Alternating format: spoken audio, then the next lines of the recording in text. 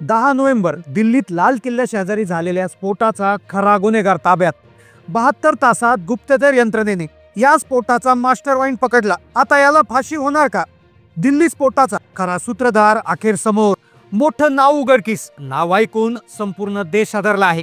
सोमवारी सायंकाळी 6 वाजताच्या नंतर जेव्हा हुंडाई कंपनीची एक i20 कार मेट्रो स्टेशनच्या गेटमधून बाहेर पडता क्षणी लाल किल्ल्याजवळ तिचा भीषण स्फोट झाला। सुरुवातीला वाटलं गाडीत बिघाड झाल्यामुळे, शॉर्ट सर्किट झाल्यामुळे स्फोट झाला असेल, पण जेव्हा अग्निशमन दल आलं त्यांना आग विझवताना अशा काही गोष्टी दिसल्या। त्यानंतर पोलिसांना पाचारण केलं। पोलिसांनी तुटलेल्या गाडीचे तब्बल 40 अवशेष जमा केले।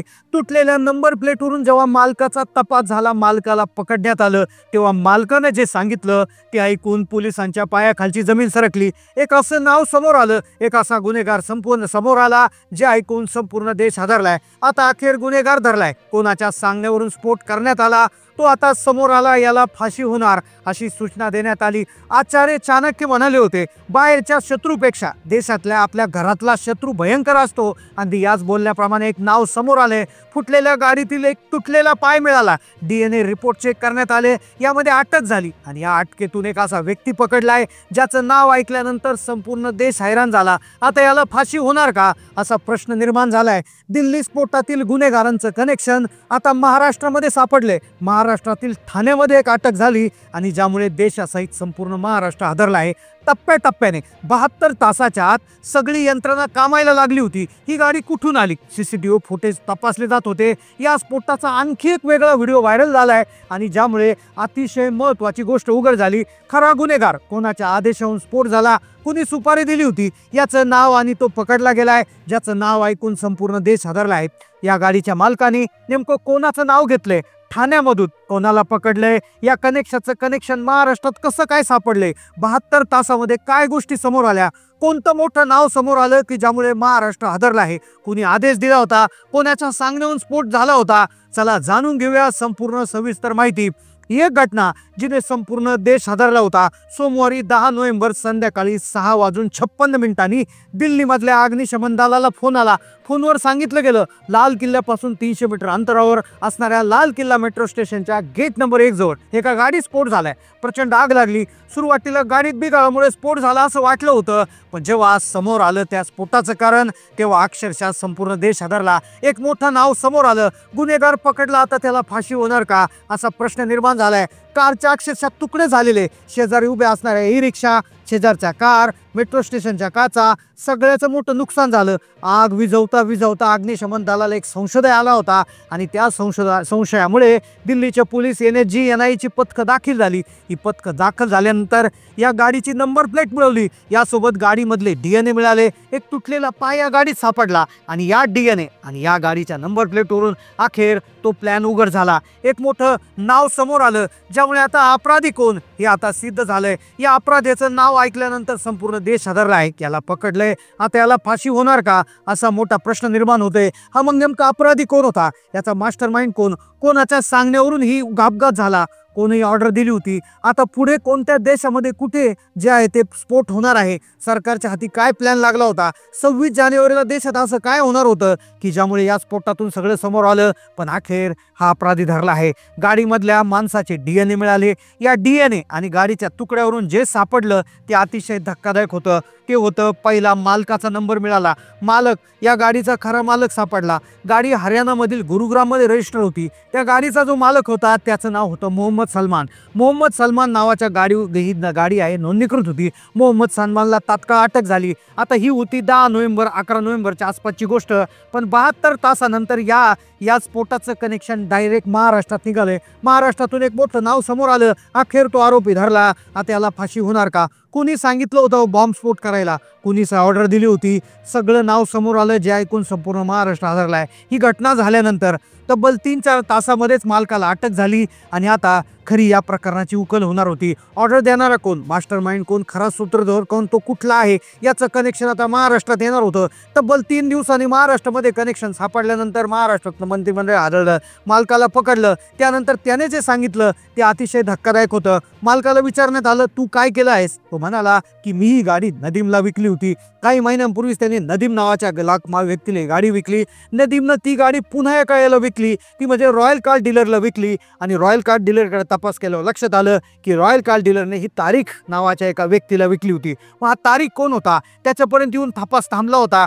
तो कालपर्यंत असं वाटत होते की तारीखच आहे, पण जेव्हा इकडे गाडीचा तपास चालू होता त्याच वेळेस इकडे सीसीटीव्ही फुटेज तपासले जात होते. सीसीटीव्ही फुटेजमध्ये काही गोष्टी समोर येत होत्या आणि या सीसीटीव्ही फुटेज नंतर एक असा व्हिडिओ समोर आला की ज्यामुळे ॲक्च्युअल स्फोट जसा झाला होता त्या स्फोटाचं चित्रीकरण तिथे चुकून झालं होतं. आणि या चित्रीकरणामध्ये अखेर महाराष्ट्रातलं एक मोठं नाव समोर आला.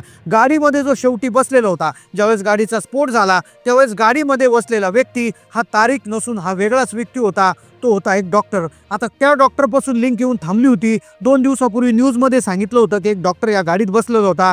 जवळपास दुपारी 3:19 10 नोव्हेंबरला हे Hyundai i20ची कार जी आहे तर ती लाल किल्ला मेट्रो स्टेशनच्या त्या ठिकाणी गेट नंबर 1 मध्ये पार्क केली होती. त्यानंतर ही 6:48 कार बाहेर पडली. अगदी गजबजलेला हे होता, रस्त्यावर गर्दी होती आणि ही कार रस्त्यावर येताच मोठा स्फोट झाल्याचं दिसून आलं होतं. मग लोकांना वाटलं हा व्यक्ती कोण होता, पण जेव्हा नाव समोर आलं त्याचं आणि महाराष्ट्रातल्या ठाण्याचं कनेक्शन उघड झालेलं आहे. आता हा आदेश कोणी दिला होता, पुढे 26 जानेवारीला काय होणार होता, काय पुढचा प्लॅन होता, हे सगळं आता उघड होणार होतं. अखेर 3 दिवसांनी समजलं तो डॉक्टर उमर होता. डॉक्टर मोहम्मद उमर नावाचा एक व्यक्ती या गाडीत बसून आला होता. हा व्यक्ती फरीदाबादमधून इथून फरार झाला एक दहशतवादी होता.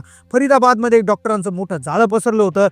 काही डॉक्टर जे आहेत जे तिकडून आलेले आहेत तर ते डॉक्टर आहेत पेशाने, पण ते त्यांच्या अंतर्गत असं काहीतरी त्यांनी कार्यरत केलं होतं. एक अशी संघटना बनवली होती, एक अशी गँग बनवली होती की जे मोठे स्फोट घडून आणणार होते. आता ज्यांना पकडणं सुरू झालं होतं, अरेस्ट वॉरंट आलं होतं, पण त्यानंतर डॉक्टर उमर तिथून पळाला. हा उमर पळाला, हा दिल्लीत आला, पण त्याआधी महाराष्ट्रात एक वेगळाच तपास सुरू झाला होता. आता लोकांना वाटत होतं डॉक्टर उमरने तो अपघात केला असेल, पण जेव्हा महाराष्ट्रातलं एक नाव समोर आलं त्यानंतर संपूर्ण देश हादरला. त्या दिवशी आता महाराष्ट्रामध्ये इकडे तपास यंत्रणा सुरू होती, पण त्याच वेळी ज्या दिवशी स्फोट झाला त्याच्या आदल्या दिवशी म्हणजे त्याच्या दुपारीच साधारणपणे 10 नोव्हेंबरला एक घटना घडली होती. दुपारी जवळपास 3000 किलो स्फोटकं जप्त करण्यात आली. दिल्ली आणि दिल्लीच्या आसपासच्या ठिकाणातून ही स्फोटकं जप्त करण्यात आली. मग ही स्फोटकं धरली गेली. कुठे धरली, या स्फोटाचा संबंध काय होणार, कारण की दुपारी जेव्हा ही स्फोटकं धरली गेली तेव्हा पोलिसांना किंवा यंत्रणेला वाटलं होतं की आता काहीच होणार नाहीये, आता घाबरून जाण्याचं काम नाही. पण जेव्हा हे खरं कनेक्शन, जेव्हा हा स्फोट झाला तिथून पुढे जे आहे ते सगळा तपासाला वेग आला.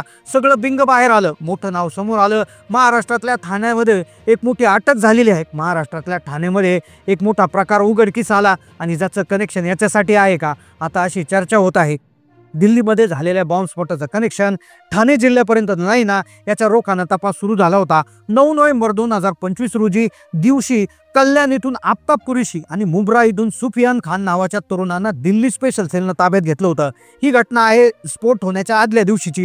ही घटना आहे ठाण्यातली, जिथे दिल्ली पोलीस सेल तिथे आले होते आणि 9 नोव्हेंबरला कल्याण इथून आफताब कुरेशी आणि मुंब्रा इथून सुफियान शेख याला दिल्ली सेलनं ताब्यात घेतलं. आयसिस जे आहे या घटनेशी संबंधित कारवाईमध्ये यांचा सहभाग असल्याचा सुफियान आणि आफताब देशात दहशतवादी हल्ले घडवणार होते. त्यांनी दिल्ली लाल किल्ल्याच्या बॉम्बस्फोटाशी काही संबंध आहे का याची चौकशी आता हे सेल करणार आहे. आफताब आणि सुफियान यांच्या तपासात त्यांची जी मोडस ऑपरेंडी समोर आली आहे त्यासारखाच कट लाल किल्ला येथील बॉम्बस्फोटात दिसून येतो आहे. म्हणजे जवळपास स्फोट होण्याच्या आदल्या दिवशी ही कारवाई झाली होती. तोपर्यंत कोणाला माहिती नव्हतं की दिल्लीमध्ये स्फोट होणार. 9 तारखेला यांना ठाण्यातून अटक झाली, पण दुसऱ्या दिवशी संध्याकाळी हा स्फोट झाला. आता जे पोलीस आहेत किंवा जी यंत्रणा आहे, आता हे जैशचे स्लीपर सेल सक्रिय झाल्याची या स्फोटामधून माहिती समोर आली आहे. तर या स्फोटामध्ये आता आणखीच किचकट माहिती समोर आली होती की हा जो स्फोट आहे हा एक स्फोटाचा भाग होता. 26 जानेवारीला जो लाल किल्ला आहे तो पूर्ण लाल किल्ल्यामध्ये मोठ्या स्फोटाची साखळी घडवण्याचा कट आखण्यात आला होता. प्रजासत्ताकाच्या दिवशी म्हणजे 26 जानेवारीला जे आहे तो मोठा स्फोट आखणार गेला होता, पण त्या दिवशी स्फोट झाला तो अचानक झाला, तो एका हडबडीमध्ये झाला अशी माहिती त्यामध्ये समोर आली आहे. आता तपास यंत्रणा आणखी वेगानं तपास करत आहेत. 72 तासामध्ये जे घडलं ते म्हणजे महाराष्ट्रातलं कनेक्शन याच्याशी उडून आले. जम्मू काश्मीर पोलिसांनी देखील पुलवामामध्ये जो डॉक्टर उमर आहे त्याच्या घरामध्ये छापे टाकले गेले आहेत. फरीदाबाद, दिल्लीच्या इतर भागामध्ये सर्च ऑपरेशन सुरू झाले आहे. डॉक्टर मॉड्यूलमधले पळून आलेला हा डॉक्टर होता. त्यामुळे आणखीन भारतातल्या इतर ठिकाणी डॉक्टर मॉड्यूलमध्ये कोणी काम करत आहे का, मग याचा म्होरक्या कोण, याचा सूत्रधार कोण, हे आता लवकरात लवकर त्या ठिकाणी समजणार आहे. खरंच ही देशाला हादरवणारी घटना होती, पण त्याचं कनेक्शन महाराष्ट्रात सापडल्यानंतर महाराष्ट्रातली जनताही त्यामध्ये थोडीशी चर्चामध्ये आलेली आहे. तर नक्कीच या प्रकरणाचा तपास अतिशय वेगानं सुरू आहे. प्रकरण होऊन साधारणपणे 3 ते 4 दिवस झाले. गेल्या 72 तासात अतिशय मोठ्या घडामोडी सापडल्या. महाराष्ट्रातलं एक नाव समोर आलं. आता आणखी कोणत्या राज्यामध्ये याचे प्रकरण समोर येतील, आता यासाठी आपल्याला ही वाट पाहावी लागेल. पण नक्कीच तपास यंत्रणा अतिशय वेगानं काम करते याच्यातून दिसून आले. सरकारने देखील कोणालाही सोडणार नाही असा सज्जड इशारा देखील दिलेला आहे. तर तुमचं या घटनेवर काय मत आहे नक्की कमेंट करून कळवा. चॅनलला नवीन असाल तर सबस्क्राईब करा. धन्यवाद.